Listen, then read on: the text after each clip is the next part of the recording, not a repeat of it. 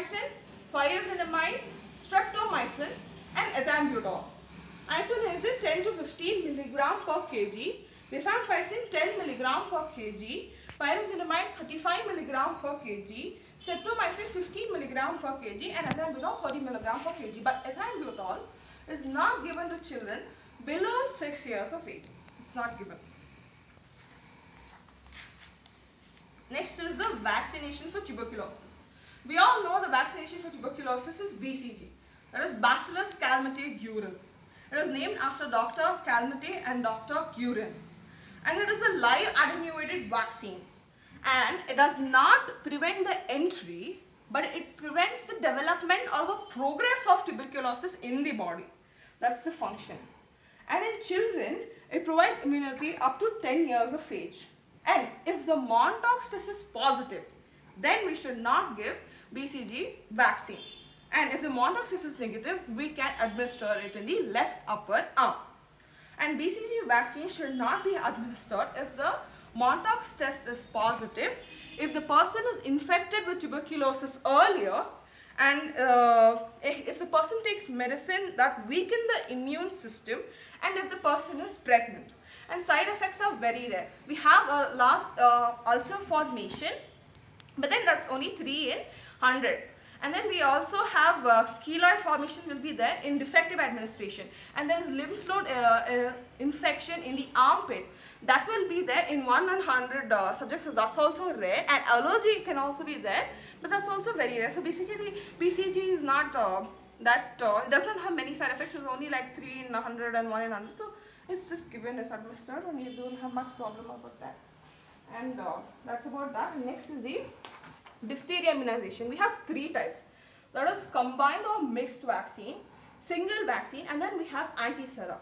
In combined or mixed vaccine, we have DPT, that's very commonly known, that is diphtheria, pertussis and tetanus toxoid. And then we have DPTW, that is diphtheria, and then we have tetanus, and then we have whole cell pertussis. DPTW is diphtheria, tetanus and whole cell pertussis.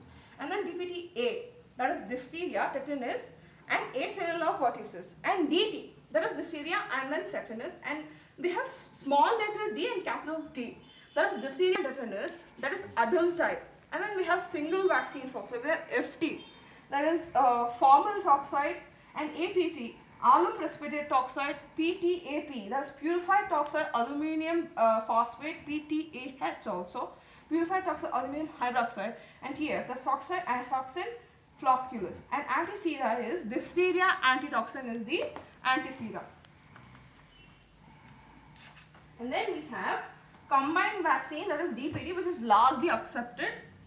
It is largely accepted.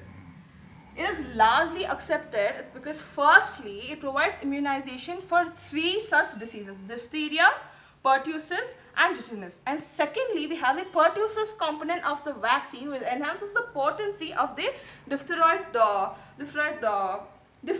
Like diphtheria toxoid is there, that potency is increased because of pertussis. And those are the 2 main reasons. And there are 2 types, that's plain and absorbed. Storage is 2 to 8 degrees Celsius, and then when issued to a subcenter, like when it's bought to a subcenter, the vaccine should be used within a week. And then the optimum age is, therefore, infants, they respond well.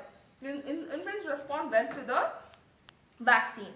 Number of doses is, we have 3 doses for DPT, 3 doses, 0.5 ml is the dosage, 3 doses. And the interval is, the 3 doses should be given in a gap of 4 weeks, and after that we have to give booster in 1.5 or 2 years, and then another booster at 5 to 6 years. That is the 3rd booster. So that's about combined vaccine, that is DPT. Next, we have the mode of administration. So the mode of administration, basically for children, the mode of administration will be in the anterolateral side of the thigh, and then for others it will be in the upper outer quadrant of the gluteal region. And then the reactions is that 2 to 6% have high fever. They develop fever of 39 degrees, and 5 to 10%.